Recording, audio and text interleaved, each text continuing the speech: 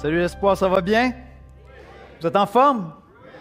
Quelle belle journée d'automne que j'en entende pas un me dire qu'il faisait trop froid ce matin. Je suis sorti, c'est magnifique. Ah, j'aime tellement ça avec le beau soleil. C'est vraiment merveilleux. Ce matin, comme notre pasteur Clément l'a mentionné, on termine la série d'Angers. J'espère que ça vous a donné le goût d'aller lire, d'aller étudier les prophètes dans l'Ancien Testament, même les petits prophètes. Et on voit que la parole de Dieu interpelle le cœur du peuple de Dieu. Dieu nous met au défi d'avancer, de grandir, de servir, de se consacrer jusqu'au retour de Christ. Et c'est vraiment dans cette perspective-là qu'on a fait cette série. Ce matin, on termine Agé, puis on est dans une prophétie. C'est une prophétie longue portée. Vous connaissez les missiles à longue portée. C'est une prophétie à longue portée, dans le sens qu'elle va avoir plusieurs accomplissements, et on va voir ça un peu ensemble ce matin. Et ça va donc, cette prophétie-là, vraiment, de manière magistrale, se réaliser 500 ans plus tard, après Agé, à la première venue de Christ, n'est-ce pas, à son incarnation, sa mort, sa résurrection, et continue de s'accomplir jusqu'au retour de Christ. Mais avant de commencer, j'aimerais ça vous poser une question. Quand tu entends le mot prophétie, réponds pour toi-même, là, quand tu entends le mot prophétie, qu'est-ce que ça évoque dans ton esprit? Le mot prophétie, qu'est-ce que ça évoque dans ta tête? Parce que moi, j'ai l'impression qu'il y a deux camps chez les chrétiens. Je parle surtout des prophéties eschatologiques de la fin des temps. Moi, j'estime qu'il y a deux camps chez les chrétiens. Le premier camp, c'est ceux qui trouvent ça très, très, très abstrait, c'est pas assez concret, c'est des gens qui vivent dans le réel, puis la question, c'est en quoi l'Évangile m'aide à vivre aujourd'hui, au travail, à la maison. Donc, pense très peu à la prophétie, puis dans un sens, on est dans le concret, on est dans le réel, c'est correct, mais il y a peut-être une indifférence par rapport aux prophéties. Puis de l'autre côté, tu as ceux qui semblent y penser tout le temps. N'est-ce pas? Eux, écoute, ils ouvrent les nouvelles, puis ce qu'ils attendent, c'est une mauvaise nouvelle. Et chaque fois qu'il y a une nouvelle, une catastrophe, quelque chose qui vient d'éclater, l'IA vient d'arriver, ça ne va pas nous aider, ça va être, tu sais, c'est des doomers. Eux autres voient à chaque fois les signes de la fin des temps. Quand tu échanges avec eux, ils vont dire hey, « ça va mal, hein? Jésus revient bientôt. » Ben, c'est bien. Ils sont peut-être alarmistes. Fait que je vais vous demander de vous mouiller ce matin. Qui fait partie du premier camp? Ceux qui sont peut-être trop indifférents à la prophétie. En levant la main. OK. Je sens qu'il y en a plein qui ne lèveront pas la main. Vous allez être mal pris. Parce que j'ai une catégorie pour ceux qui ne lèvent pas la main. Lesquels sont dans l'autre camp? Vous avez tendance beaucoup à penser aux prophéties. Hey, il y a beaucoup de monde dans le silence ici. Bien, vous êtes tous les autres, vous avez besoin du message de la parole ce matin, de toute évidence, parce que vous n'avez pas compris les prophéties. Non, en fait, la vraie question qu'on doit se poser, c'est pas est-ce que je suis dans ce camp-là ou dans ce camp-là, c'est pourquoi est-ce que Dieu nous donne les prophéties? Parce qu'il y a quand même beaucoup de prophéties qui nous parlent de la fin des temps. Et donc, pourquoi est-ce que Dieu nous donne et met tellement d'accent sur la prophétie dans la Bible? À quoi ça sert? Pourquoi est-ce qu'il y a tant de prophéties? Mais premièrement, je te rassure, ce n'est pas pour nous faire peur. C'est définitivement pas pour nous faire peur. Ce n'est pas pour nourrir toutes sortes de théories sur la fin du monde non plus. Les prophéties sont là pour nourrir, pour réveiller notre espérance. C'est vraiment pour ça qu'elles sont là.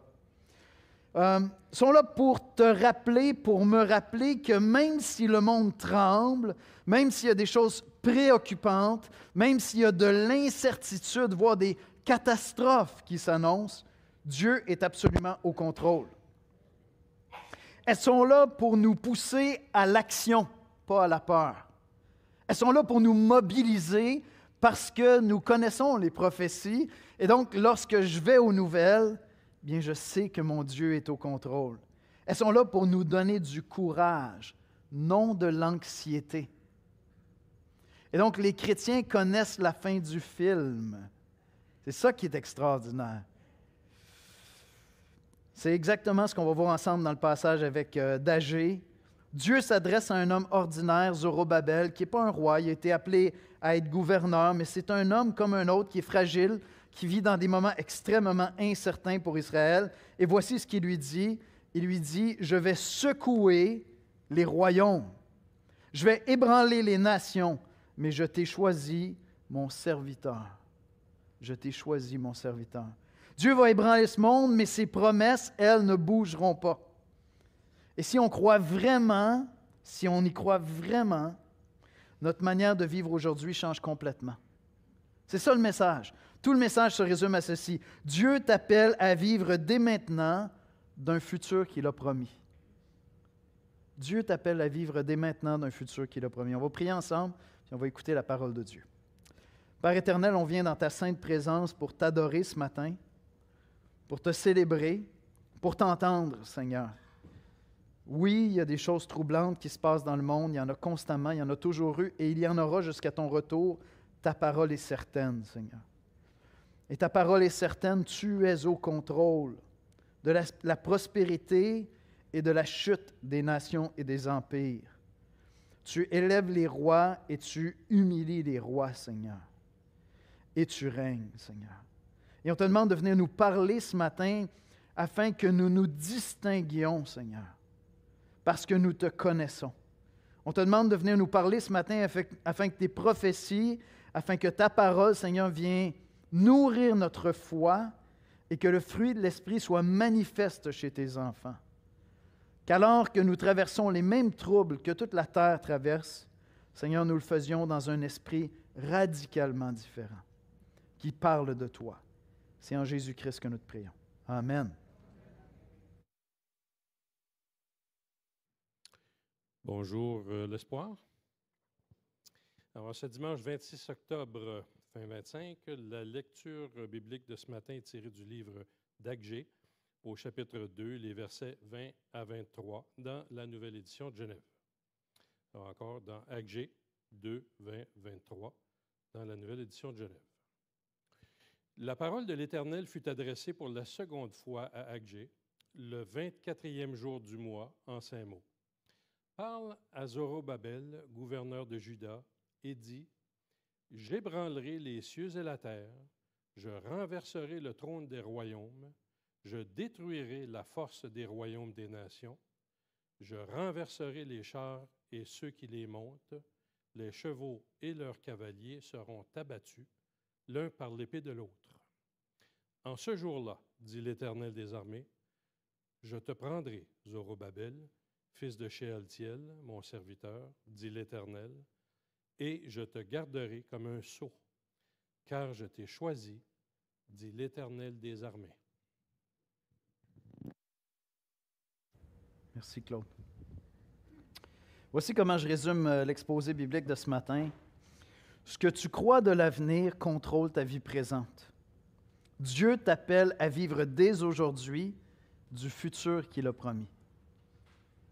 Et je te dirais que l'émotion qui t'habite le plus souvent dit tout sur ce que tu crois de l'avenir.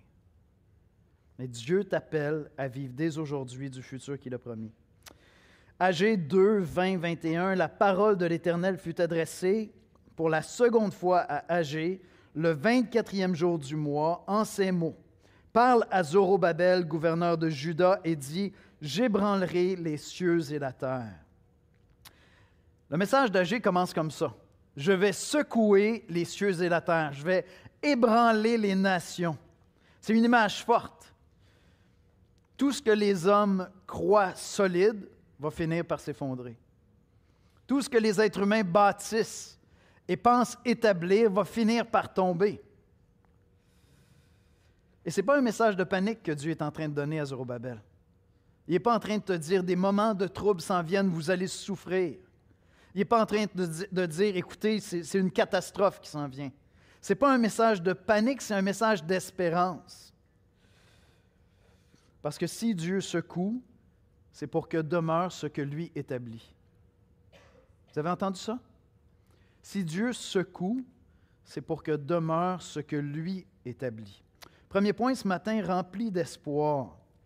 La parole de l'Éternel, verset 20-21, fut adressée pour la seconde fois à Agé, le 24e jour du mois, en ces mots, parle à Zorobabel, gouverneur de Juda, et dit, « J'ébranlerai les cieux et la terre. » Pourquoi est-ce que Dieu dit ça?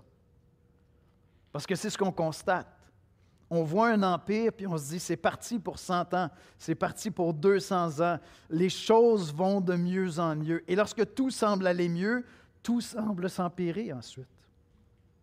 Et ce qu'on voit depuis 2 jours, ce sont des royaumes qui s'établissent et des royaumes qui tombent. J'étais en train de regarder des trucs, une chaîne d'histoire cette semaine, puis il y avait un historien qui était en train d'analyser la chute des empires. Puis là, il faisait une analyse, puis il disait, les États-Unis sont au stade 5 de la chute d'un empire. À quelque part, en plus, ça nous nourrit, tout ça. Quand tu discutes avec les gens, on va de catastrophe en catastrophe. On dirait qu'on a besoin d'une autre mauvaise nouvelle juste pour rester vivant. On sort de la pandémie, on trouve quelque chose d'autre. Et c'est vrai qu'il y a des catastrophes. Bon, là, c'est quoi la dernière? C'est on manque d'eau. On manque d'eau au Québec. Ça se peut que l'été prochain, il y ait des villes qui manquent d'eau. Ce qui est probablement vrai. Et c'est sérieux, il faut s'en occuper. Mais on dirait que c'est ça que les gens ont sur les lèvres. Tu croises ton saucissier, ton boucher, tu t'en vas à l'épicerie, tu jases avec les gens. « Hey, comment ça va? Ça va bien? » « Oui. » Donne-leur 3 minutes. Vous allez voir, on va être ailleurs. On commente l'actualité pour toutes ces catastrophes. On attend la prochaine catastrophe. À quelque part, on dirait qu'on carbure à ça. On a besoin de cette anxiété-là pour se sentir vivant. Et moi, je vous pose la question, est-ce que ça cadre avec l'expérience chrétienne? On a besoin de cette anxiété-là pour se sentir vivant? Est-ce que ça va dans l'esprit des Écritures? Alors pourquoi est-ce que Dieu prend le temps de dire « Comprends-moi bien, Zorobabel, comprends-moi bien, peuple de Dieu, Église de Christ, j'établis et je fais tomber les royaumes. C'est moi qui renverse les rois et qui établit les rois. » Dieu n'est pas en train de manifester sa cruauté, il est en train de dire « Je suis au contrôle. » C'est moi qui domine sur la destinée des hommes. Je suis Dieu, personne d'autre n'est Dieu. Et donc, lorsqu'il est en train de faire ça, il est en train de dire à Zorobabel, je suis au contrôle. Je suis là. Et c'est moi qui établis et qui fait tomber les royaumes. Et pourquoi est-ce que Dieu fait ça? Parce que Dieu vient établir son royaume, le royaume de Dieu. Dieu voit les hommes qui établissent des royaumes en défi même de Dieu, en tout mépris de Dieu. Je veux dire, l'Occident, après avoir été béni par une perspective judéo-chrétienne de l'humanité, béni par l'annonce de l'Évangile, a développé après ça l'humanisme. On est ailleurs, on a passé ça, c'est derrière. Tu sais. Merci le christianisme, tu nous as fait faire un petit bout de chemin. On est ailleurs maintenant, on croit dans l'homme. Bravo. Et Dieu va renverser ces régimes-là. Parce que Dieu vient établir un royaume inébranlable. Et on a déjà cité dans la série sur Agé un passage du Nouveau Testament dans la lettre aux Hébreux qui cite justement quelques versets plus haut. Parce que Dieu vient établir son royaume à lui qui est inébranlable. On lit dans Hébreux 12, versets 26-27, une citation d'Agé.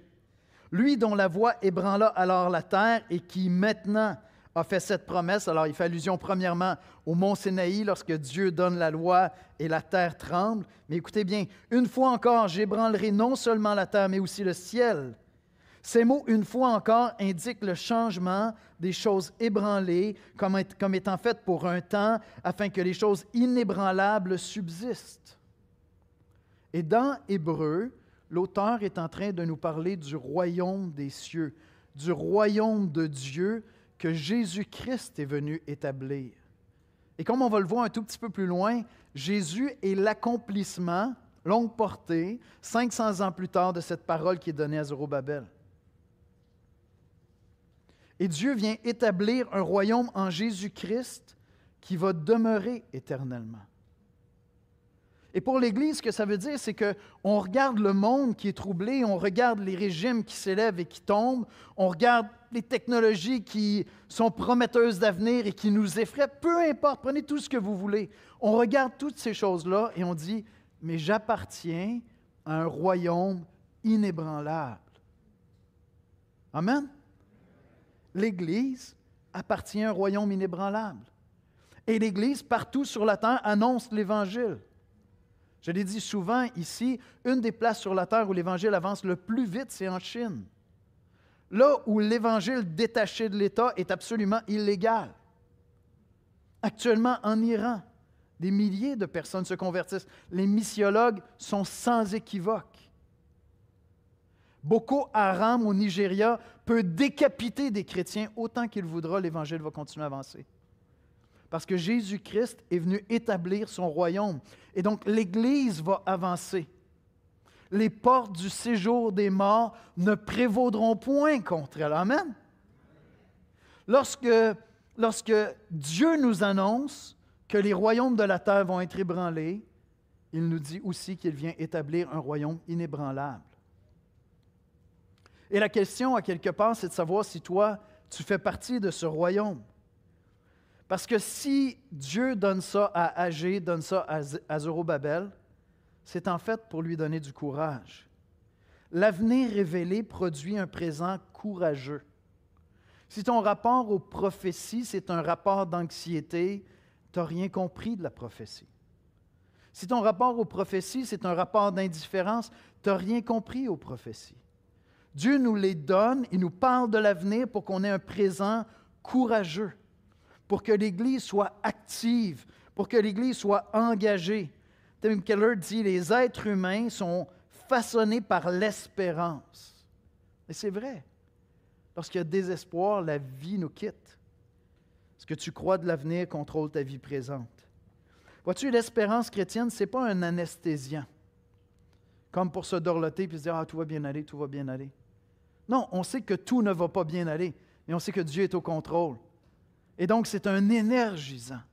Parce que je sais qui est le metteur en scène à la fin de l'histoire, celui qui est en train d'écrire l'histoire de l'humanité. Et c'est ce qu'il est en train de dire à Zorobabel. Quand tout tremble autour de toi, Dieu n'a pas perdu le contrôle. Il te le rappelle. C'est lui qui tient sa parole. Tu peux traverser les secousses sans paniquer parce que ton espérance n'est pas dans les nouvelles de ce monde. Même pas dans les nouvelles que ton médecin a à t'annoncer. Même pas. Que ton banquier a à t'annoncer. Même pas. Que ton boss au travail a à t'annoncer. On peut perdre un emploi, on peut vivre des troubles financiers, on peut avoir de très mauvaises nouvelles de santé. Quand tout tremble, Dieu demeure au contrôle parce qu'il établit un royaume inébranlable. Quand tout tremble, Dieu vient affermir ses serviteurs. Vois-tu, quand on comprend que Dieu est en train d'établir son royaume et que lorsqu'il annonce qu'il va renverser des nations, renverser des rois, mais qu'il vient établir son royaume, à quelque part, la question à se poser, c'est « Oui, mais moi, c'est quoi mon rôle dans ça? Je crois en Dieu, je crois que Dieu est au contrôle, et mon rôle à moi, ton rôle à toi, c'est quoi dans ça? » C'est la question qui devrait venir dans notre esprit. Quand on comprend que notre espérance repose sur un royaume inébranlable, la question c'est « Et moi, quelle est ma place dans ce royaume? » Ça m'amène à mon deuxième point. Le premier, rempli d'espoir. Vois-tu, le deuxième, appelé serviteur. Dieu n'affermit pas seulement son peuple en nous donnant de l'espérance. Non, il nous affermit en nous mobilisant dans son service. Quand je connais la fin de l'histoire, je deviens serviteur. Et c'est ce qu'il va dire ici à Zorobabel. Il lui dit, écoute, des temps de troubles s'en viennent, ça va brasser. Ça va brasser. Ça va bien aller? Non, ça ne va pas bien aller. Non, oublie ça. Ça va bien aller. Mets ça de côté, ça va bien aller. Oui, ça va bien aller. Non, ça ne va pas bien aller. Ça va brasser. Mais je suis au contrôle, parce que je m'en viens établir un royaume inébranlable. Et je t'ai choisi pour être mon serviteur. C'est le deuxième élément que je vois qui m'encourage tellement. Appelé serviteur. Dieu choisit des serviteurs. Dieu établit son royaume et dans son royaume, il a des serviteurs. Littéralement. Et c'est ce qu'il est en train de dire à Zorobabel. Sois pas troublé par le fait que cette petite nation d'Israël est si fragile, si faible, si dépendante de la bienveillance des nations. Rappelez-vous le contexte, hein? Ils étaient en déportation, ils ont été retournés dans leur territoire pour reconstruire le temple. Enfin, ils se sont mis à reconstruire le temple. Mais je veux dire, tout est précaire, tout est fragile, tout est faible. Ils sont encore dans un empire. Et Dieu dit, cet empire-là va tomber. Mais toi, je t'ai choisi pour être mon serviteur. Et Zorobabel est un homme avec toutes ses forces et ses faiblesses, toutes ses limites. Mais Dieu veut lui dire, non seulement je suis au contrôle de l'histoire de l'humanité, mais je t'ai choisi. Et je disais que cette prophétie-là, c'est une prophétie à longue portée. Zorobabel ne va pas régner lui-même, bien qu'il ait été choisi par Dieu. Il ne sera pas roi. Mais Zorobabel précède quelqu'un d'autre qui s'en vient, qui va être le serviteur choisi de Dieu. C'est ça qui est extraordinaire. Jésus, le serviteur dans la lignée de David et de Zorobabel. Dans Matthieu, voici ce qu'on lit. Dans l'Évangile de Matthieu, donc longue portée 500 ans plus tard, d'accord? Matthieu, chapitre 1, versets 6, 7, 12 à 16. Je lis juste des extraits. Obed engendra Isaïe, Isaïe engendra David, le roi David. Le roi David engendra Salomon de la femme d'Uri. Salomon engendra, j'en saute quelques-uns, après la déportation à Babylone. Jéconias engendra Salatiel. Salatiel engendra Zorobabel. Zorobabel engendra Abiud. J'en saute quelques-uns. Engendra Jacob. Jacob engendra Joseph, l'époux de Marie, de laquelle est né Jésus, qui est appelé Christ. Et donc, dans Matthieu, j'ai la généalogie par Joseph, dans Luc, par Marie. Mais c'est intéressant, Jésus est dans la lignée de David, dans la lignée de Zorobabel. Parce que Jésus vient comme le serviteur parfait. Dans l'Ancien Testament, Israël est appelé le serviteur de Dieu, tout le peuple d'Israël. Serviteur très imparfait, extrêmement décevant. Zorobabel est choisi ensuite comme un serviteur de Dieu dans ce royaume inébranlable que Dieu est en train d'établir, malgré les royaumes qui tombent. Mais le serviteur parfait qui devait venir, c'est Jésus-Christ. C'est Jésus-Christ. Dans Actes 3,13, on lit ceci, Nouveau Testament, plus de 500 ans plus tard. Le Dieu d'Abraham, d'Isaac et de Jacob, le Dieu de nos pères, a glorifié son serviteur Jésus. On fait allusion ici à sa résurrection, que vous avez livré et renié devant Pilate, qui était d'avis qu'on le relâche. Je relis ça. Le Dieu de nos pères a glorifié son serviteur Jésus. Qui est ce Jésus extraordinaire? Mais c'est Dieu le Fils. C'est Dieu le Fils, hein, la Sainte Trinité, le Père, le Fils, le Saint-Esprit. C'est Dieu le Fils qui quitte son ciel et qui devient un être humain, Jésus de Nazareth. De sa nature divine, il adopte en plus une nature humaine. C'est absolument extraordinaire ce que la Bible nous révèle sur la personne de Dieu. Je sais que c'est extraordinaire au point que ça peut être difficile d'y croire, mais plus tu en découvres la beauté, plus tu dis, mais c'est que ça qui a vraiment du sens.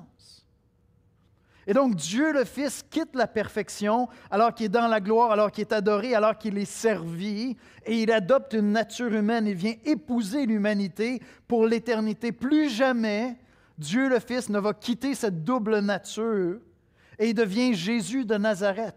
Et Dieu le Père, donc le Père regarde le Fils, qui est maintenant aussi un être humain, et lui dit, voici mon serviteur que j'ai choisi. Voici le serviteur parfait que j'ai choisi dans la lignée de David et de Zorobabel. Prophétie longue portée, n'est-ce pas? 500 ans plus tard. Mais voici le serviteur choisi qui est parfait. On lit dans Matthieu 12, verset 18.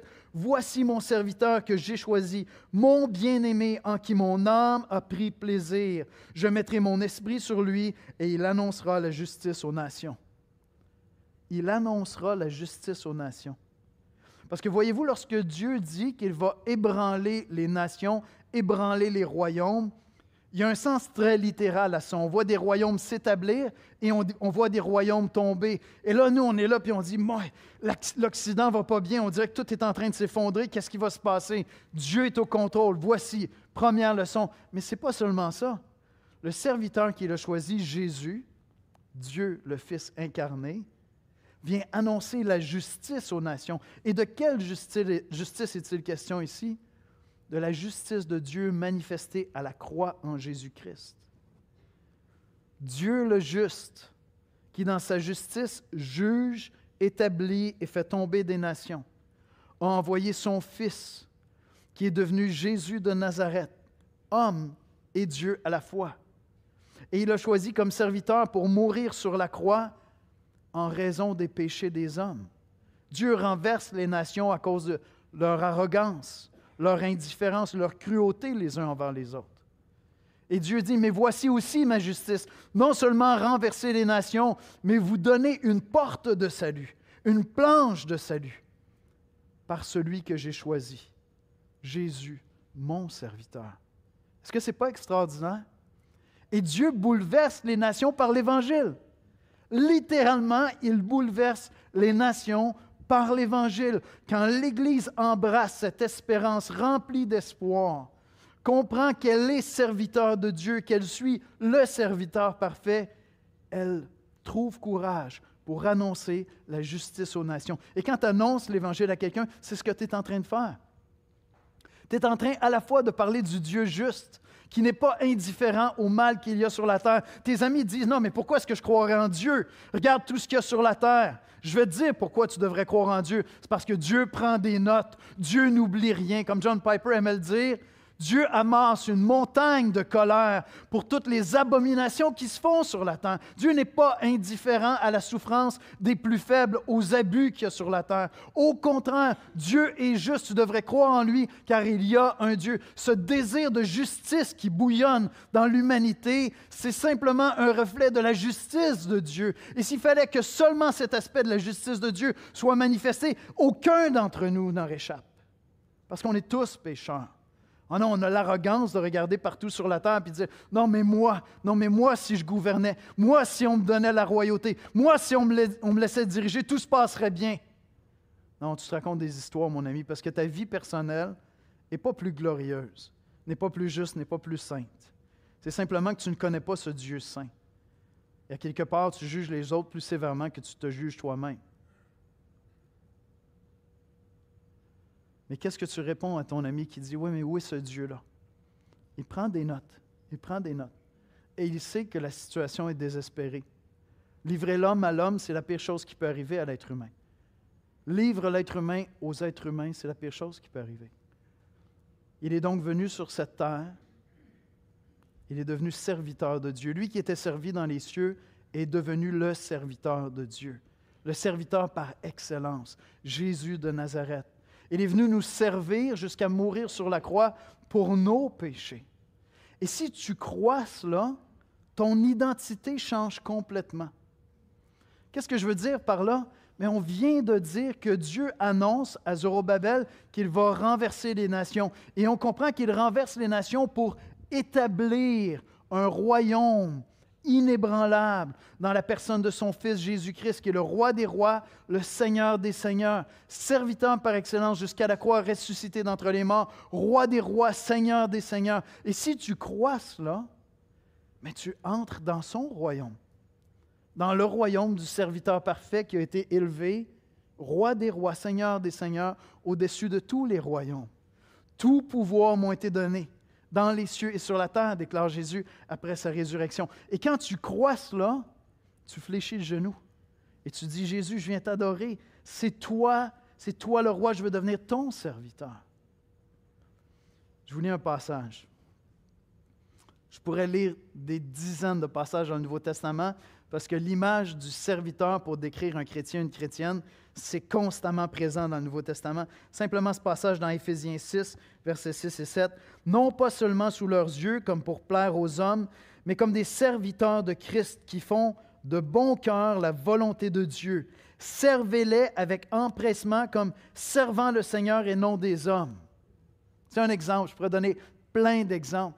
Quand tu réalises que les royaumes des hommes vont s'ébranler, vont tomber, mais que Dieu établit un royaume inébranlable, et que Dieu s'est donné un serviteur par excellence, Jésus-Christ, qu'il a élevé au statut de roi des rois, Seigneur des seigneurs, tu choisis de devenir son serviteur. Amen? Alors pensez-y, tu es serviteur d'un roi qui est souverain sur la destinée des nations. Est-ce que ça commence à vous donner de l'espoir? Est-ce que ça commence à remplir ton cœur d'espoir de réaliser que tu es serviteur d'un roi qui est en fait qui préside à la destinée des nations. Et notre plus grand privilège à nous, c'est simplement d'être à son service. Dieu choisit et façonne ceux qu'il veut employer. Et ton privilège est le mien si tu as cru en Jésus-Christ, si tu as reconnu en Jésus le serviteur parfait parce qu'il meurt à la croix pour tes péchés et les miens, à ce moment-là, à ton tour, il va faire de toi un serviteur de Dieu. Et Dieu ne cherche pas des stars, il ne cherche pas des gens qui ont des success stories, il cherche des serviteurs. Zorobabel n'était pas un roi, c'était un homme fidèle dans ce que Dieu lui demandait. C'est tout ce que Dieu attend de toi aussi, être fidèle. Comprendre pourquoi Dieu nous annonce la fin de l'histoire. Ton bureau, ton atelier, ton école peuvent devenir ton lieu de service. Ton rapport avec ton épouse, ton rapport avec tes enfants, ton rapport avec tes voisins change complètement parce que tu es en train de servir comme pour le Seigneur. Et donc, je n'ai pas besoin de l'approbation des gens, je n'ai pas besoin de leur reconnaissance. J'appartiens à un royaume qui leur est probablement invisible, mais pour moi, il est très concret. Et je sers un roi qui s'est fait mon serviteur. Quel privilège pour moi de servir des gens qui ne seront peut-être jamais reconnaissants pour mon service. Je n'ai pas besoin des merci de qui que ce soit parce que je le fais comme pour le Seigneur. Je suis en train de servir le serviteur parfait. Quel privilège extraordinaire! Et je le fais avec un cœur rempli d'espérance. Les temps sont troublés, les temps sont difficiles. Peu m'importe. Ce n'est pas que je ferme mes yeux, c'est que je connais la fin de l'histoire. Dieu est en train d'établir un royaume inébranlable et j'ai le privilège de faire partie de ce royaume-là. Maintenant, il reste une question à laquelle je veux répondre avant de terminer ce message. Comment tenir dans le temps? Comment persévérer à travers les années? Parce qu'il y a une fatigue qui peut s'installer, il y a une usure. C'est bon, Yannick, je sais, Jésus revient un jour. Je connais les prophéties, c'est bon, je vais y penser plus souvent, je vais mettre ça dans la prière, je vais essayer de m'animer de ça. Mais ça peut être encore long, la souffrance sur la terre. Je sais que je dois être serviteur, mais des fois, il y a une fatigue à être serviteur. Des fois, je suis usé de ça. Des fois, j'aimerais me reposer. Des fois, j'ai le goût de dire, Seigneur, viens me chercher, là. Je voudrais rentrer dans ton repos maintenant.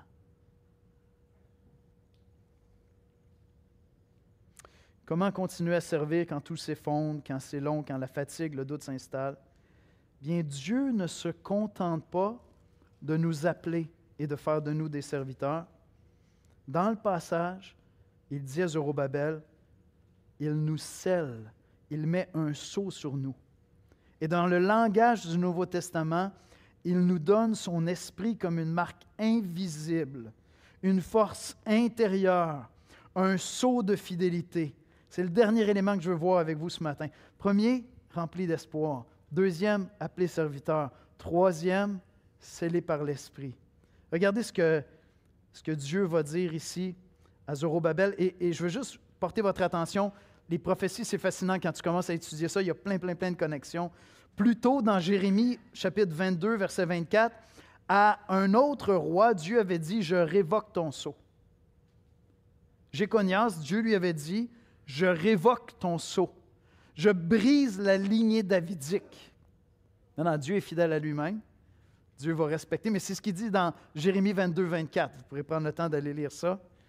Et là, on arrive dans Agé 2, verset 23, il dit « En ce jour-là, dit l'Éternel des armées, je te prendrai, Zorobabel, fils de Shealtiel, mon serviteur, dit l'Éternel, et je te garderai comme un sceau, car je t'ai choisi, dit l'Éternel des armées. » Dieu dit « Je vais te sceller, et personne ne va pouvoir briser ce sceau. » Je me suis amusé avec l'intelligence artificielle à demander une image d'un sceau scellé du Saint-Esprit. Vous savez ce que c'est un sceau, hein?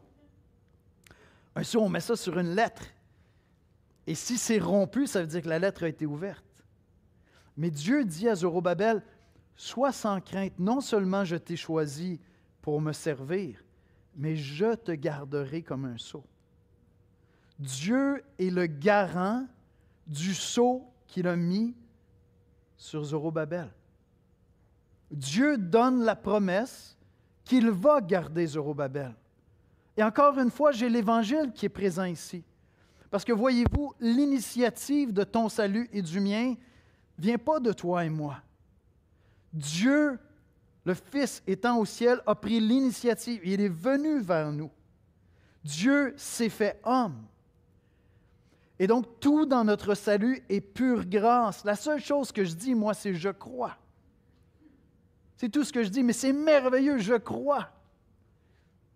Et après, je marche par la foi. La foi en quoi? La foi qu'il va me garder.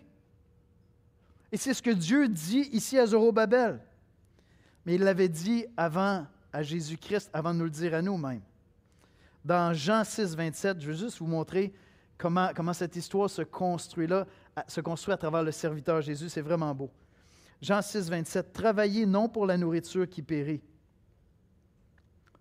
mais pour celle qui subsiste pour la vie éternelle, et que le Fils de l'homme vous donnera, car c'est lui que le Père, que Dieu lui-même a marqué de son sceau. » Alors Dieu avait déjà mis sa main sur son serviteur Jésus de Nazareth. Dieu le Fils fait homme. L'Esprit de Dieu vient sur lui au moment de son baptême. Et Dieu est déjà là et il dit, « Tu es mon Fils. » Et dans l'Évangile de Jean, les miracles que Jésus fait sont appelés des signes. Ils sont là pour démontrer que Dieu est avec Jésus. Et les gens étaient là et ils disaient, « Mais on n'a jamais vu ça. On n'a jamais entendu personne enseigner comme Jésus. On n'a jamais vu quelqu'un faire des miracles comme Jésus. » Et ils étaient obligés de dire, le peuple disait, « Mais Dieu est avec lui. » C'était le sceau de Dieu sur Jésus-Christ. Voyez-vous, quand Dieu choisit un serviteur, une servante, Dieu se porte garant de garder ce serviteur, cette servante. Parce que la grâce de Dieu est toujours l'initiative de Dieu. C'est toujours l'initiative de Dieu.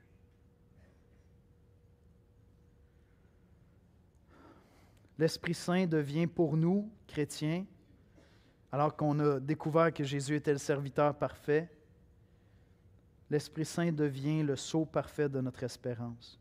On lit dans 2 Corinthiens 1, versets 21-22, « Et celui qui nous a fermis avec vous en Christ et qui nous a oints, c'est Dieu, lequel nous a aussi marqués d'un sceau et a mis en nous, dans nos cœurs, les arts de l'Esprit. » Il dira en Éphésiens que l'Esprit est justement les prémices de Dieu en nous. Ailleurs, dans Corinthiens, Paul va dire que l'Esprit de Dieu s'est uni à nous. C'est, je dirais, le plus grand privilège du chrétien de recevoir l'Esprit Saint. C'est invisible jusqu'à ce que ce soit visible par ton attitude, par le fruit de l'Esprit qui apparaît dans ta vie. Et si tu es ici ce matin et tu dis, j'aime l'Évangile, j'aime ce que j'entends à l'Église de l'Espoir, mais je crois en Dieu, je prie des fois, mais tout ça reste abstrait pour moi, Yannick. L'Esprit Saint en moi, tout ça, j'ai de la difficulté à m'identifier en ça.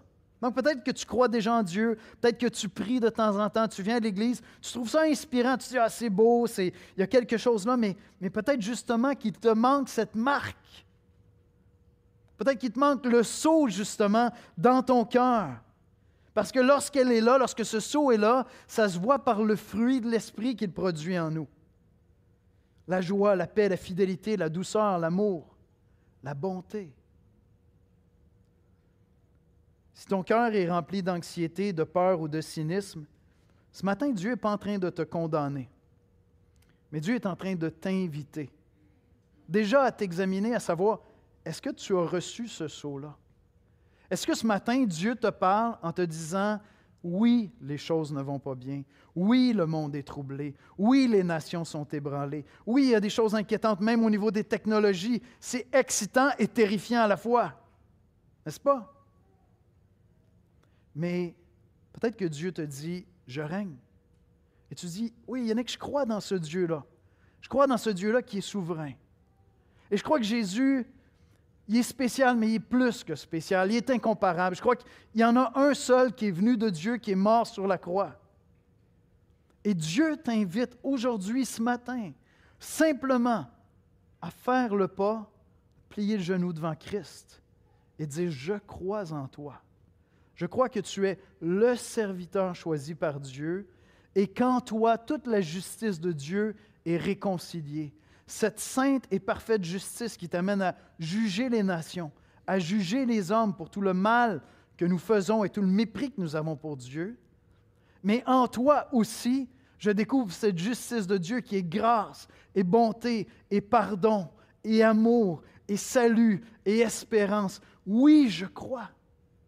Et si ce matin, tu es à cet endroit-là, peut-être pour la première fois, tout ce que Dieu t'invite à faire, c'est cette prière toute simple dans ton cœur. Seigneur Jésus, tu es le serviteur choisi par Dieu et je désire que tu sois mon Seigneur et mon Roi. C'est le désir de mon cœur. Viens me sceller de ton esprit. Viens placer en moi ton esprit qui va faire résonner en moi cette prière du fond de mon cœur. Abba, Père, Papa, je sais maintenant que j'appartiens à un autre royaume et les royaumes de la terre vont pouvoir s'ébranler, trembler, mais j'appartiens au royaume de Dieu. Amen. Peut-être que tu es là ce matin. Peut-être que Dieu t'appelle simplement à entrer dans son royaume, à reconnaître la royauté de Jésus-Christ et sa souveraineté et à quitter l'anxiété, la peur, sachant que Dieu est Dieu et que Dieu a manifesté qu'il était Dieu plus parfaitement, avec plus d'excellence que de toute autre manière, quand Jésus-Christ, mort sur la croix, ressuscité d'entre les morts, assis à la droite du Père et qu'il nous donne l'Esprit Saint. C'est tellement glorieux. Peut-être qu'au fond, Dieu te parle ce matin et Dieu t'appelle à prendre cette décision. Il veut te prendre toi aussi comme serviteur. Il veut t'engager dans le service de son royaume. Voyez-vous, le sceau de l'Esprit qu'on voit, c'est un thème qu'on voit à travers toutes les Écritures. Quand Dieu choisit un serviteur, il va le marquer. Et il va être garant de ce sceau. Le sceau, c'est la marque du roi sur ta vie. À partir de ce moment-là, tu n'as plus besoin de courir après l'approbation des hommes parce que tu es déjà scellé de l'Esprit de Dieu. Tu appartiens à un autre royaume. Ton assurance ne vient pas de ta performance, mais de la promesse de Dieu. Et le fruit de l'Esprit, la bonté, la douceur, la paix, l'amour, la fidélité. Le fruit de l'Esprit, c'est le seul sceau que les gens peuvent lire en toi. Tu n'as pas besoin de crier que tu es chrétien parce que l'Esprit qui est en toi va manifester quelque chose de différent. Être scellé, c'est être libre, libre d'aimer, libre de servir, libre de tenir ferme quand tout le monde est anxieux. Le sceau de Dieu n'est pas visible sur ta peau, mais il est visible, on peut le lire dans tes attitudes. Et donc, ce que je vous dis ce matin, je vais inviter les musiciens à venir me rejoindre, ce que je vous dis ce matin, c'est que Dieu nous donne les prophéties afin que les chrétiens traversent les temps de trouble avec des cœurs remplis d'espoir. On n'est pas appelé à être des prophètes de malheur. On est appelé à être des prophètes de bonnes nouvelles. Amen? Mais oui! Je veux dire, on a une bonne nouvelle devant toutes ces catastrophes-là. On n'est pas appelé à lire les signes des temps avec anxiété. « Oh, ça va mal! » Oui, ça va mal, mais Dieu a déjà offert le salut. Ça va vraiment bien. J'ai qu'à annoncer l'Évangile. Parce que moi, je sais à quel royaume j'appartiens. Ça va vraiment bien même quand ça va vraiment mal, quand tu connais ton identité de serviteur de Dieu.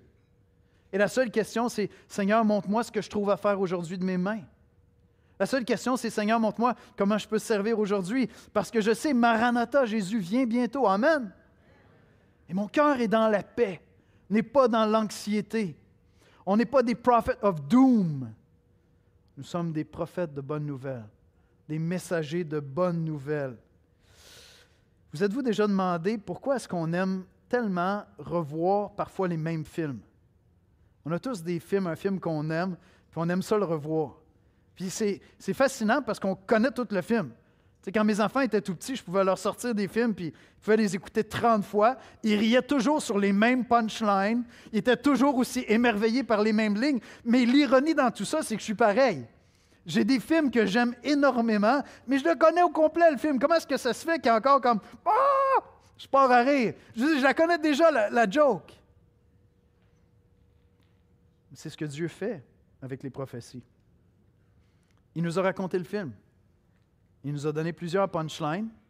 On a déjà vu des punchlines extraordinaires dans la venue de Jésus-Christ, sa mort sur la croix, sa résurrection. Wow! On retourne voir ce film-là constamment et on connaît la fin du film. Qu'est-ce que c'est censé produire en nous, les amis? Est-ce que Dieu te parle ce matin à travers cette série? Est-ce que ton attitude depuis quelque temps, c'était un peu de tomber sur le cruise puis de dire « Boy, je ne sais pas ce qu'on va réussir à faire pour gagner des gens dans ma famille à l'Évangile. J'ai plus d'espoir, j'arrête de prier. Les choses ne vont pas bien, je suis inquiet. » Tu es d'une génération qui dit « Oui, mais tout le monde nous fait peur, Yannick. Écoute, à l'école, on nous annonce tellement de mauvaises nouvelles. L'inflation, le prix des maisons, l'environnement. » C'est pas faux.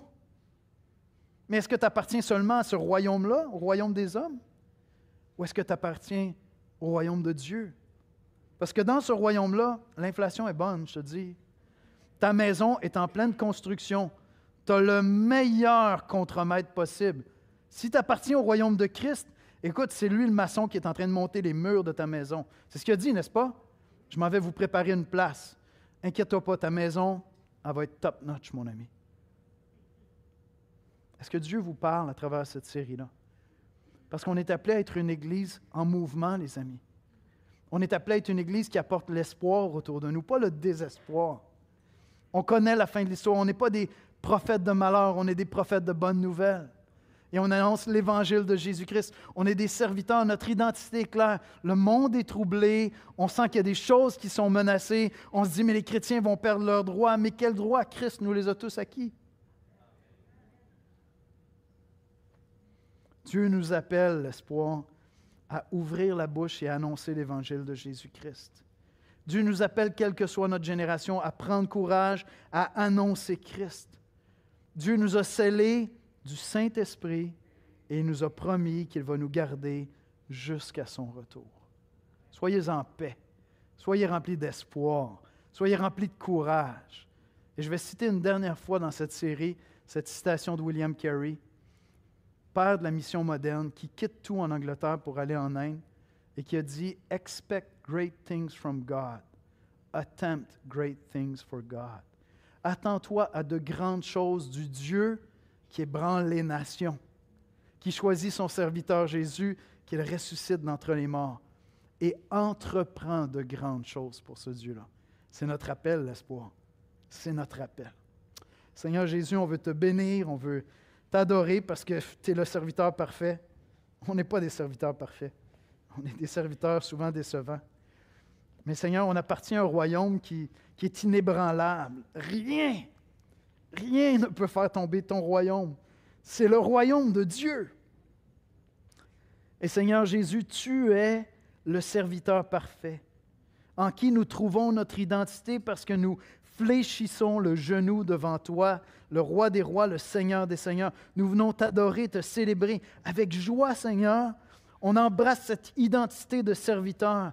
Avec joie, Seigneur, on cherche les opportunités de servir autour de nous, de servir dans notre couple, de servir à la maison, de servir auprès de nos parents, de servir auprès des voisins, de servir au travail, de servir dans l'Église, de servir auprès des amis, Seigneur, de servir dans la ville. Avec joie, Seigneur, notre identité se trouve déjà en toi, le serviteur parfait. Et Seigneur, notre assurance n'est pas dans notre grande maturité, notre capacité à persévérer jusqu'à la fin. Non, cette persévérance nous est promise en toi par ton Esprit qui habite en nous. Seigneur, viens renouveler notre vision. Viens émerveiller nos cœurs par la beauté et la majesté de l'Évangile de Jésus-Christ.